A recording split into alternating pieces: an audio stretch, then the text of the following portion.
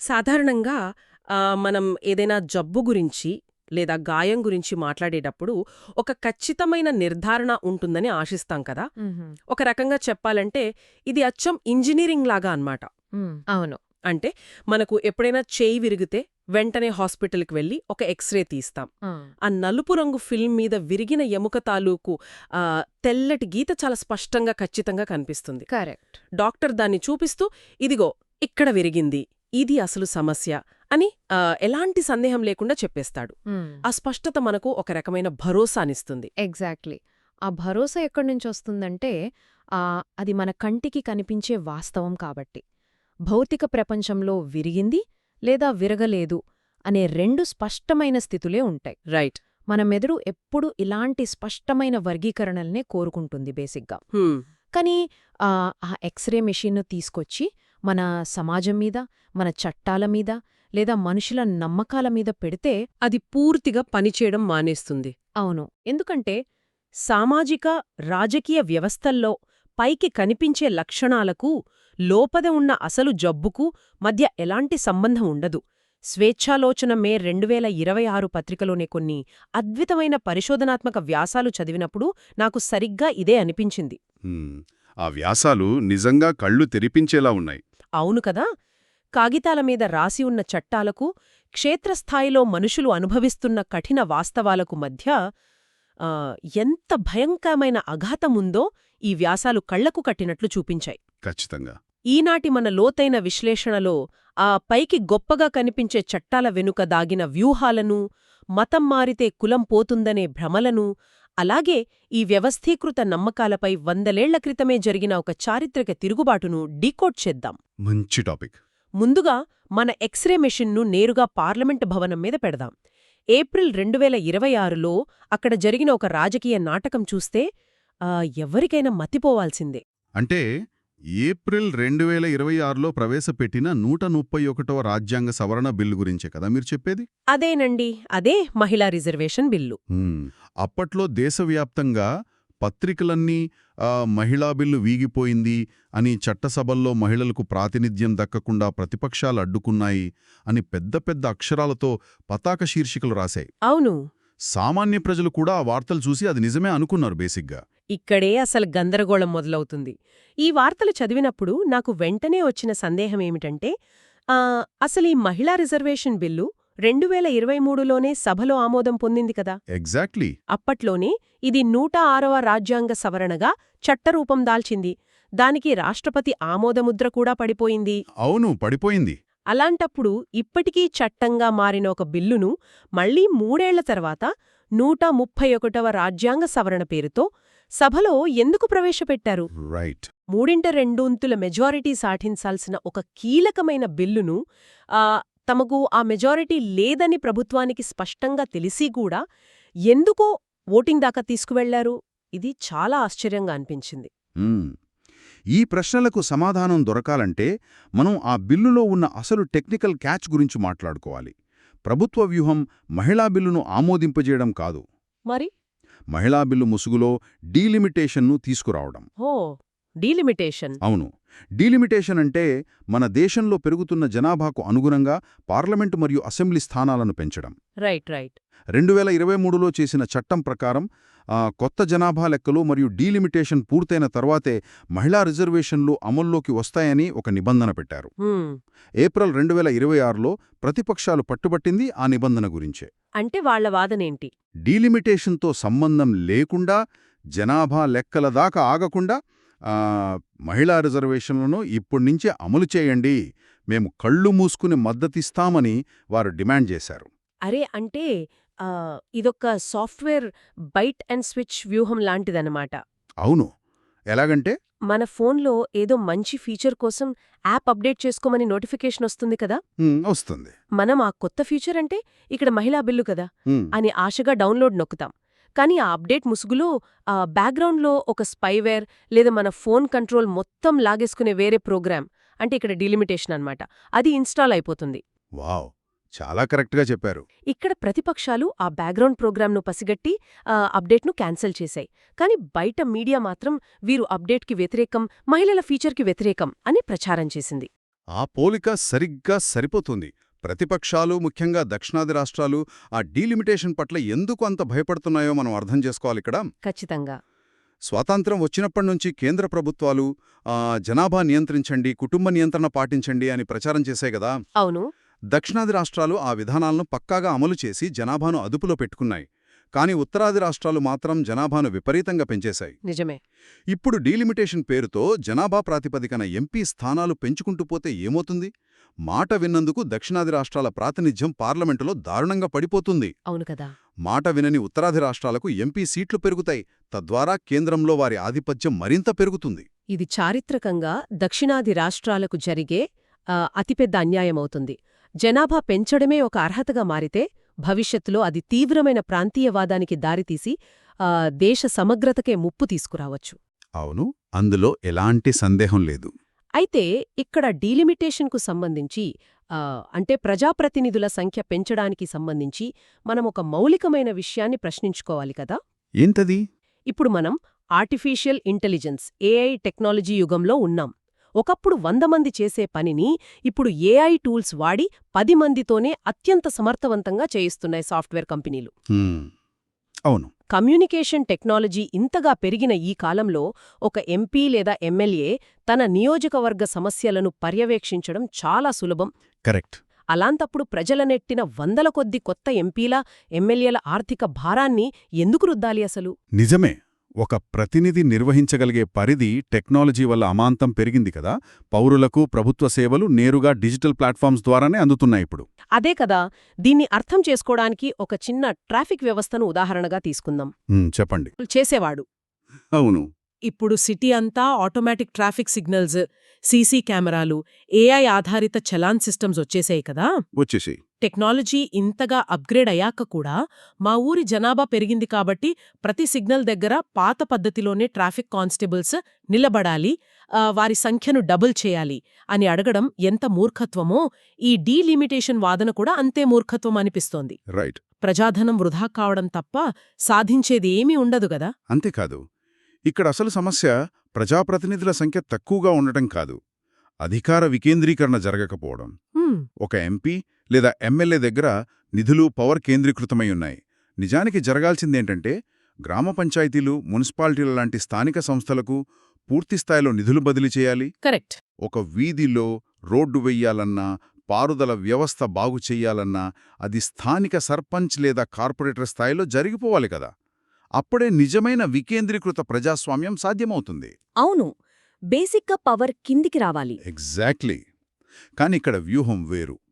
కేంద్రం లేదా ఒక ప్రధానమైన చట్టసభ తన అధికారాన్ని కింది స్థాయికి బదిలీ చేయకుండా తమ చేతుల్లోనే మరింత పవర్ పెట్టుకోవడానికి పన్నుతున్న ఎత్తుగడలే ఈ డీలిమిటేషన్ ప్రయత్నాలు. వావ్! అంటే చట్టసభల చుట్టూ అల్లిన ఈ వ్యవస్థీకృత భ్రమ ఎలా పనిచేస్తుందో స్పష్టంగా అర్థమవుతుంది. సమానత్వం ఇస్తామని చెబుతూనే అసమానతలకు బీజాలు వేయడమన్నమాట. అవును. అయితే చట్టాలు వాస్తవాన్ని ఎంతలా మసిపూసి మారేడుకాయ చేస్తాయో చెప్పడానికి మనం పార్లమెంట్ దగ్గరే ఆగిపోవాల్సిన అవసరం లేదు కదా. లేదు. ఈ రాజకీయ భ్రమల నుంచి మనం కొంచెం పక్కకొచ్చి న్యాయ వ్యవస్థ, సామాజిక అస్తిత్వం అనే మరో లోతైన సమస్యలోకి వెళ్దాం. సరే. మన దేశంలో ఒక వ్యక్తి ఐడెంటిటీని, అంటే అతని గుర్తింపును సమాజం ఒకలా చూస్తుంది, చట్టం మరోలా చూస్తుంది. ముఖ్యంగా మతం మారితే వివక్ష పోతుందా అనే పాయింట్ దగ్గరకొచ్చేసరికి ఒక పెద్ద న్యాయపరమైన, తాత్వికమైన వైరుధ్యం కనిపిస్తుంది కదా. అవును. దళిత కమ్యూనిటీల చారిత్రక ప్రయాణాన్ని చూస్తే ఈ వైరుధ్యం చాలా స్పష్టంగా కనిపిస్తుంది. ఎలాగంటారు? తరతరాలుగా హిందూ మతంలో అంటరానితనాన్ని, దారుణమైన వివక్షను ఎదుర్కొన్న దళితులు ఎక్కడైతే తమకు సామాజిక సమానత్వం, ఆత్మగౌరవం దక్కుతాయని భావించారో ఆ మతాల్లోకి మారడం ప్రారంభించారు. రైట్. బౌద్ధం వైపు, క్రైస్తవం వైపు, ఇస్లాం వైపు వెళ్లారు. కాని దశాబ్దాల తర్వాత వారు ఎదుర్కొంటున్న కఠిన వాస్తవం ఏమిటంటే మతం మారినంత మాత్రాన వారిని వెన్నాడుతున్న కులపు ఛాయలు చెరిగిపోలేదు. నిజమే. ఎక్కడికెళ్ళినా అదే పరిస్థితి. ఏ మతంలోకి వెళ్లినా ఆ మత ప్రార్థనాలయాల్లో, పెళ్లిళ్లల్లో, సామాజిక సంబంధాల్లో మళ్లీ కింది స్థాయి వర్గాలుగానే పరిగణించబడుతున్నారు. ఖచ్చితంగా. అయితే సమాజం వారిని దళితులుగానే చూసి వివక్ష చూపుతున్నప్పుడు చట్టం మాత్రం వారిని రక్షించాల్సిన బాధ్యత నుంచి ఎలా తప్పించుకుంటోంది అనేది ఇక్కడ అత్యంత కీలకమైన పాయింట్. అవును. దీనికి 2026 మార్చ్లో సుప్రీంకోర్టు ఇచ్చిన ఒక సంచలన తీర్పే ప్రత్యక్ష ఉదాహరణ. Chintada Anand versus AP state కేసునొకసారి పరిశీలిస్తే ఆ న్యాయస్థానాలు వాస్తవాన్ని ఎలా విస్మరిస్తాయో అర్థమవుతోంది. రైట్. ఆ కేసు వివరాలు ఒకసారి చూద్దాం. ఆంధ్రప్రదేశ్లోని గుంటూరు జిల్లాలో ఆనంద్ అనే ఒక దళితుడు ఆ వివక్ష నుంచి బయటపడాలని క్రైస్తవం స్వీకరించి ఒక చర్చిలో పాస్టర్గా మారాడు. హ్మ్. కాని సమాజం ఆయన్ని క్రైస్తవుడిగా కాదు, దళితుడిగా మాత్రమే చూసింది. అగ్రవర్ణాల వారు అతని కులాన్ని దూషిస్తూ భౌతికంగా దాడి చేశారు. దెబ్బలు తిన్న ఆనంద్ ఎస్సీ/ఎస్టీ అట్రోసిటీ చట్టం కింద రక్షణ కోరుతూ కోర్టును ఆశ్రయిస్తే సుప్రీంకోర్టు అతనికి ఆ చట్టం వర్తించదని తేల్చి చెప్పింది. అవును, అదే కదా షాకింగ్. ఆ తీర్పు వెనుక సుప్రీంకోర్టు వాడిన లీగల్ లాజిక్ పరిశీలిస్తే నిజంగా ఆశ్చర్యం వేస్తుంది. కోర్టేమందంటే బైబుల్ కొత్త నిబంధన ప్రకారం క్రైస్తవ మతంలో అందరూ దేవుని బిడ్డలే, అక్కడ కులమనేదానికి తావులేదు కదా అని. కాబట్టి ఎప్పుడైతే ఆనంద్ క్రైస్తవం స్వీకరించాడో అతను తన కులాన్ని వదిలేసినట్లే. కులమే లేనప్పుడు కుల ప్రాతిపదికన రక్షణ కల్పించే ఎస్సీ/ఎస్టీ అట్రాసిటీ చట్టం అతనికి ఎలా వర్తిస్తుంది అని కోర్టు ప్రశ్నించింది. అరే, ఇది వినడానికి ఒక సిద్ధాంతపరమైన వాదనలా బావుంది, కానీ క్షేత్రస్థాయి వాస్తవానికి దీనికేమైనా సంబంధం ఉందా? దళితుల విషయంలో 1950 నుంచి చట్టం ఇలాగే వ్యవహరిస్తోంది. అంటే అప్పట్నుంచి ఈ ప్రాబ్లం ఉందా? అవును. రాజ్యాంగం అమల్లోకొచ్చినప్పుడు 1950లో ఇచ్చిన రాష్ట్రపతి ఉత్తర్వుల ప్రకారం హిందూ మతంలో ఉన్నవారికి మాత్రమే షెడ్యూల్డ్ కులాల హోదా, రిజర్వేషన్లిచ్చారు. ఓ, ఆ తర్వాత ఎన్నో ఉద్యమాలు జరిగితే 1956లో సిక్కులకు, 90లో బౌద్ధులకు ఆ హోదాను విస్తరించారు. కానీ ఇస్లాం, క్రైస్తవం స్వీకరించిన దళితులకు మాత్రం ఆ హోదాను నేటికి నిరాకరిస్తూనే ఉన్నారు. ఈ లీగల్ లాజిక్ వింటుంటే నాకొక మౌలికమైన సందేహం వస్తోంది. ఏంటది? చట్టం దృష్టిలో సిద్ధాంతాలు మాత్రమే ముఖ్యం, ఆ గ్రౌండ్ రియాలిటీ ముఖ్యం కాదు అని వాదించినప్పుడు ఆ సిద్ధాంతాన్ని అన్ని వర్గాలకు సమానంగా అప్లై చేయాలి కదా? అవును, చెయ్యాలి. ఇక్కడే అసలు ఫ్లా కనిపిస్తోంది. అగ్రవర్ణాల వారిలో ఆర్థికంగా వెనుకబడిన వారికి ఈడబ్ల్యూఎస్ రిజర్వేషన్స్ ఇస్తున్నారు కదా. ఒక రెడ్డి లేదా కమ్మవర్గానికి చెందిన వ్యక్తి క్రైస్తవం పుచ్చుకుంటే అతని ఈడబ్ల్యూఎస్ కోటా రద్దవుతుందా? లేదు, అవ్వదు. అలాగే ఒక బీసీ వర్గానికి చెందిన వ్యక్తి ఇస్లాం లేదా క్రైస్తవం స్వీకరిస్తే అతని బీసీ సర్టిఫికేట్ లాగేసుకుంటారా? లేదు. ఎగ్జాక్ట్లీ. వాళ్లకి ఆ హోదా కంటిన్యూ అవుతుంది. వారికి అన్ని మతాల్లోనూ ఆ హోదా ఉంటుంది.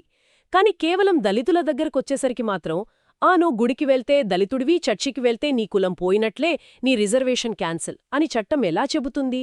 ఇది మన రాజ్యాంగం కల్పించిన ఆర్టికల్ 25 అంటే ఒక పౌరుడికి నచ్చిన మతాన్ని ఆచరించే స్వేచ్ఛను కాలరాయడం కాదా? ఖచ్చితంగా. కులం అనేది మనం మార్చుకోగలిగే చొక్కా లాంటిది కాదు. అది పుట్టుకతో వచ్చే టాటూ లాంటిది. ఒక వ్యక్తి చర్చ్లో ప్రార్థన చేసినంత మాత్రాన బయట సమాజం ఆ టాటూను చూడటం మానేస్తుందా? అసలు రాజ్యాంగ చరిత్రలోనే ఇదొక అతి పెద్ద పారాడాక్స్ అండి. రిజర్వేషన్లనేవి ఒకప్పుడు ఆర్థిక లబ్ధి కోసం తెచ్చినవి కావు. అవును. వేలేళ్లుగా అణిచివేతకు గురైన వర్గాలకు చారిత్రక నష్టపరిహారంగా కుల నిర్మూలనను సాధించే ఒక సాధనంగా అంబేడ్కర్ రిజర్వేషన్లను డిజైన్ చేశారు. కాని కాలక్రమంలో మన ప్రభుత్వాలు, న్యాయస్థానాలు రిజర్వేషన్ల లక్ష్యాన్నే మార్చేశాయి. రైట్. ఇప్పుడు కులాన్ని నిర్మూలించడానికి బదులు కులాన్ని హిందూ మతంలో మాత్రమే బంధించి ఉంచే ఒక బలమైన గొలుసుగా మారిపోయాయి. మతం మారితే రిజర్వేషన్లు తీసేస్తామనే భయం చూపిస్తూ ఆర్టికల్ 18 ఇచ్చిన మతస్వేచ్ఛను అదృశ్య రూపంలో అడ్డుకుంటున్నారు. అంటే సిద్ధాంతపరంగా కులం లేని మతాలు అని చెబుతున్నప్పటికీ వాస్తవంలో అది అలా లేదు కదా? ఖచ్చితంగా లేదు. 2007లో జస్టిస్ రంగనాథ్ మిశ్రా కమిషన్ చాలా స్పష్టమైన, శాస్త్రీయమైన నివేదిక ఇచ్చింది కదా. ఆ రిపోర్ట్లో ఏముంది? మతం మారినంత మాత్రాన దళితుల సామాజిక, ఆర్థిక పరిస్థితి ఏమాత్రం మెరుగుపడలేదని, వారిపై వివక్ష అలాగే ఉందని ఆ నివేదిక తేల్చి చెప్పింది. ఆ తర్వాత వచ్చిన కేజీ బాలకృష్ణన్ కమిషన్ కూడా ఇదే దిశగా సమాచారాన్ని సేకరించింది. మనం నిత్యం చూసే సమాజమే దీనికి పెద్ద సాక్ష్యం.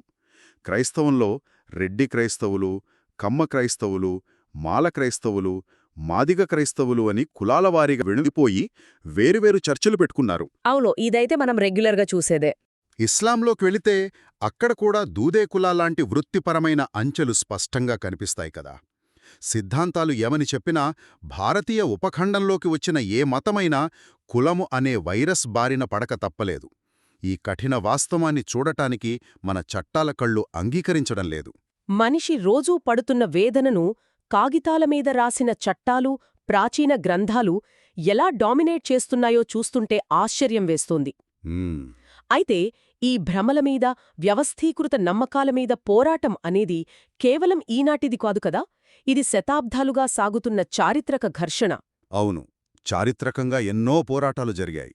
ఈ కాంటెక్స్ట్లో 19వ శతాబ్దంలోనే ఇలాంటి మూఢనమ్మకాలపై, వ్యవస్థలపై ఒక ఒంటరి మహిళ చేసిన భయంకరమైన పోరాటం గురించి మనం ఖచ్చితంగా మాట్లాడుకోవాలి. తప్పకుండా. ఆమె పేరు ఫ్రాన్సిస్ రైట్. చరిత్ర పుటల్లో ఎక్కడికో వెనక్కి వెళ్లిపోయిన ఈ స్కాటిష్ అమెరికన్ మహిళ కథ చదివితే ఒక మనిషి ఆలోచనలు తన కాలం కంటే ఎంత ముందుండొచ్చో అర్థమవుతుంది. ఫ్రాన్సిస్ రైట్ జీవితం నిజంగా ఒక ఎపిక్ థ్రిల్లర్ లాంటిదేనండి. అవును. ఆమె 1795లో స్కాట్లాండ్లో పుట్టింది. ఆ తర్వాత అమెరికా వెళ్ళింది. అప్పటి అమెరికన్ సమాజమంటే కేవలం శ్వేతజాతీయుల ఆధిపత్యం, ఆ నల్ల జాతీయులను బానిసలుగా సంతల్లో అమ్మే వ్యవస్థ. ఉమ్, మరియు చర్చి చెప్పిందే వేదం అనే తీవ్రమైన మూఢనమ్మకాలతో నిండిన కాలమది. ఆ కాలంలో మహిళలకు ఓటు హక్కు లేదు సరికదా, కనీసం బహిరంగ సభల్లో మాట్లాడే హక్కు కూడా లేదు. నిజమే. అలాంటి వాతావరణంలో అమెరికాలో బహిరంగంగా వేదికలెక్కి స్త్రీ-పురుష సమానత్వం గురించి, ఆ బానిసత్వ నిర్మూలన గురించి గళమెత్తిన తొలి మహిళ ఫ్రాన్సిస్ రైట్. ఆమె కేవలం వేదికలెక్కి ఉపన్యాసాలిచ్చి ఊరుకోలేదు. ఆమె చేసిన నషోబా ప్రయోగం చదివితే రోమాలు నిక్కబుడుచుకుంటాయి. ఆ నషోభా ప్రయోగం గురించి కాస్త చెప్తారా? సాధారణంగా బానిసత్వం తప్పు అని మాట్లాడటం సులువే. కాని ఆమె సొంత డబ్బులతో టెన్నెస్సీలో 100 ఎకరాల అడవిని కొనుగోలు చేసింది. అరే! అక్కడ బానిసలను విడిపించి, తీసుకువచ్చి, వారికి స్వంతంగా చదువు నేర్పించి, వ్యవసాయం చేయించి, వారిని స్వతంత్ర పౌరులుగా మార్చడానికి ఒక కమ్యూనిటీని స్థాపించింది. అదే నషోబా ప్రయోగం. వావ్! అది విఫలమయుండొచ్చు, కాని ఆ కాలంలో ఒక మహిళ ఆ స్థాయి సాహసం చేయడం మామూలు విషయం కాదు కదా. అయితే వీటన్నింటికంటే నన్ను అత్యంత విస్మయానికి గురిచేసిన సంఘటన మరొకటుంది. ఏంటది? ఆమె మతం మీద చేసిన డైరెక్ట్ అటాక్. ఒక పాత చర్చిని ఆమె కొనుగోలు చేసి దాన్ని దేనిగా మార్చిందో తెలుసా? హాల్ ఆఫ్ సైన్స్గా. అవును, అదొక సంచలనం ఆ రోజుల్లో. ప్రార్థనలు జరిగే, దైవవాక్యం వినిపించే ఒక భవనంలోకి సామాన్య ప్రజలను రప్పించి అక్కడ భౌతిక శాస్త్రం, రసాయన శాస్త్రం, ఖగోళ శాస్త్రం మీద ఉపన్యాసాలిప్పించింది ఫ్రాన్సిస్ రైట్. నిజంగా అద్భుతం కదా. అంతటితో ఆగకుండా ఆ హాల్ ఆఫ్ సైన్స్లో కరపత్రాలు, మహిళల ఆరోగ్యం, ముఖ్యంగా కుటుంబ నియంత్రణ మార్గదర్శకాలకు సంబంధించిన పుస్తకాలను అమ్మడం మొదలుపెట్టింది. అప్పటి చర్చి నియమాల ప్రకారం కుటుంబ నియంత్రణ అనేది చాలా పెద్ద పాపం. మతబోధకులకు ఆమె నేరుగా ఒక సవాల్ విసిరింది. మీరు కంటికి కనిపించని భయాలను అమ్మి బతకడం మానేయండి, ముందు మీ ప్రార్థనా మందిరాల నుంచి బయటకొచ్చి ప్రకృతి పరిశీలకులుగా మారండి, వాస్తవాలను అధ్యయనం చెయ్యండి అని పిలుపునిచ్చింది. చాలా బోల్డ్ మూవ్ ఇది. జ్ఞానమనేది ఆకాశం నుంచి దిగివచ్చేది కాదు, భూమి మీద మన పరిశీలన ద్వారా పుట్టేది అని ఆమె బలంగా నమ్మింది. కాని ఆ వ్యవస్థ తనను తాను కాపాడుకోవడానికి ఎంతటి నీచానికైనా దిగజారుతుంది కదా. ఫ్రాన్సిస్ రైట్ లాంటి ఒక మేధావిని అప్పటి సమాజం, మీడియా ఎలా ట్రీట్ చేసిందో చూస్తే చాలా బాధేస్తుంది. అవును, ఒక మహిళ ఇంత స్వతంత్రంగా ఆలోచించడం అప్పటి పురుషాధిక్య మత ఛాందసవాద సమాజం భరించలేకపోయింది. అమెరికాలోని ప్రధాన పత్రికలన్నీ ఆమెపై వ్యక్తిగత దాడికి దిగాయి. ఏమని రాశాయి? ఆమెను అవిశ్వాసపు వేశ్య అని పతాక శీర్షికల్లో ముద్రించాయి, ఆడరాక్షసి అని, సమాజ నైతికతను నాశనం చేయడానికి వచ్చిన ఉన్మాది అని ప్రచారం చేశాయి. ఎంత దారుణం! ఆమె ప్రసంగాలు చేస్తున్నప్పుడు రాళ్లు విసిరారు, సభలపై దాడులు చేశారు. కాని ఆమె వాటన్నిటినీ తట్టుకుని నిలబడింది. మీరు దేన్నైనా ఎందుకు నమ్ముతున్నారో దానికి కారణం వెతకండి, గుడ్డిగా నమ్మకండి అనే తన ఫిలాసఫీని చివరి శ్వాస వరకు వదలలేదు. కానీ ఈ మొత్తం కథలో ఒక హృదయ విదారకమైన చారిత్రక విషాదం ఆమె జీవిత చరమాంకంలో దాగి ఉంది. అవును, ఆమె కూతురు విషయమే కదా. అదేనండి. సమాజం ఆమెను ఎంత ద్వేషించినా తట్టుకుందిగాని ఆ వ్యవస్థ పన్నిన వలలో ఆమె సొంత కూతురే పడిపోయింది. జీవితాంతం హేతువాదం కోసం, స్వేచ్ఛాలోచన కోసం పోరాడిన ఫ్రాన్సిస్ రైట్ కళ్లముందే ఆమె సొంత కూతురు సిల్వియా మత ఛాందసవాదం వైపు ఆకర్షితురాలై క్రైస్తవంలోకి మారిపోయింది. అది నిజంగా చాలా పెద్ద దెబ్బ. అంతేకాదు, తన తల్లి ఎంతో కష్టపడి నడిపిన ఫ్రీ ఎంక్వైరర్ అనే హేతువాద పత్రికను, తన తల్లి జీవితకాలపు కృషిని అవిశ్వాసపు చెత్త అని బహిరంగంగా తూలనాడింది. ఏ వ్యవస్థ మీదైతే తల్లి యుద్ధం చేసిందో ఆ వ్యవస్థే కూతురి మెదడును ఆక్రమించుకుని తల్లిని ఒంటరిని చేసింది. కరెక్ట్. ఇది కేవలం ఒక కుటుంబ కథ కాదు, స్వతంత్ర ఆలోచనలపై సంస్థాగత నమ్మకాలు సాధించిన ఒక క్రూరమైన విజయం. ఫ్రాన్సిస్ రైట్ కథ మనకొక చేదు వాస్తవాన్ని చెబుతుందండి. మనం వాస్తవాల పునాదుల మీద నిలబడినప్పుడు మొత్తం వ్యవస్థ మనల్ని అబద్ధికులుగా ముద్రవేయడానికి ప్రయత్నిస్తుంది కదా. అవును. ఆమె పోరాటం ఆనాడు ఓడిపోయినట్లు అనిపించవచ్చు, కాని దశాబ్దాల తర్వాత వచ్చిన మహిళా హక్కుల ఉద్యమాలకు, నల్లజాతీయుల విముక్తి పోరాటాలకు, నేటి ఆధునిక హేతువాద ఆలోచనలకు ఆనాడే ఆమె వేసిన విత్తనాలే కారణం. కాలం కంటే ముందు ఆలోచించే ప్రతి అన్వేషకుడికి ఇలాంటి ఒంటరితనం తప్పదేమో. నిజమే. ఈరోజు మనం మాట్లాడుకున్న ఈ 3 భిన్నమైన విషయాలను ఒక దారంతో కట్టి చూస్తే మనకొక స్పష్టమైన చిత్రం కనిపిస్తుంది. ఏంటది? పార్లమెంట్లో మహిళల హక్కుల పేరుతో డీలిమిటేషన్ వ్యూహాన్ని అమలు చేయడమైనా, కాగితాల మీద మతం మారితే కులం పోయింది అని సుప్రీంకోర్టు చెప్పే లీగల్ లాజిక్ అయినా, లేదా 19వ శతాబ్దంలో సమానత్వం కోసం పోరాడిన ఫ్రాన్సిస్ రైట్ను కన్న కూతురే చెత్త అని పిలిచేలా చేసిన మతపరమైన బ్రెయిన్ వాషింగ్ అయినా, ఇవన్నీ ఒకటే చెబుతున్నాయి: చట్టాలు, న్యాయస్థానాలు, మత సంస్థలు ఇవన్నీ తమ ఉనికిని కాపాడుకోవడానికి ఎప్పుడూ ఒక భ్రమను సృష్టిస్తాయి. ఆ భ్రమ వెనుకున్న వాస్తవాన్ని చూడగలిగే ఎక్స్రే కళ్ళు మనం స్వయంగా పెంచుకోవాలి కదా. ఖచ్చితంగా అండి. పైకి కనిపించే ప్రతి ముఖచిత్రం వెనుక ఒక అజెండా ఉంటుంది. ఆ అజెండాను ప్రశ్నించినప్పుడే మనం గొర్రెల మందలోంచి బయటకొచ్చి మనుషులుగా స్వతంత్రంగా ఆలోచించగలం. చివరిగా ఒక ఆలోచనతో ఈనాటి లోతైన విశ్లేషణను ముగిద్దాం. ఇదంతా విన్న తర్వాత మనం వేసుకోవాల్సిన మౌలికమైన ప్రశ్న ఒకటుంది. ఏంటా ప్రశ్న? సమాజంలో ఒక మనిషి గుర్తింపును, వాడి జీవితాన్ని ఆ దలసరి అట్టలున్న చట్టాల పుస్తకాలు లేదా వేల ఏళ్లనాటి మత గ్రంథాలు నిర్ణయించాలా? లేక ఆ మనిషి ప్రతిరోజూ తన నిత్య జీవితంలో, తన వీధిలో అనుభవిస్తున్న కఠిన వాస్తవాలు నిర్ణయించాలా? చాలా వ్యాలిడ్ పాయింట్. నిజమైన సమానత్వం సాధించడానికి కేవలం పార్లమెంటులో చట్టాలు మారుస్తే సరిపోతుందా? లేక మనుషుల ఆలోచనా విధానంలోనే, మన సామాజిక స్పృహలోనే ఒక పెద్ద భూకంపం రావాలా? ఇది మనం లోతుగా ఆలోచించాల్సిన విషయం. మరో ఆసక్తికరమైన ఆలోచింపచేసే లోతైన విశ్లేషణతో మళ్లీ కలుద్దాం. అప్పటివరకు వాస్తవాలను ప్రశ్నిస్తూనే ఉందాం.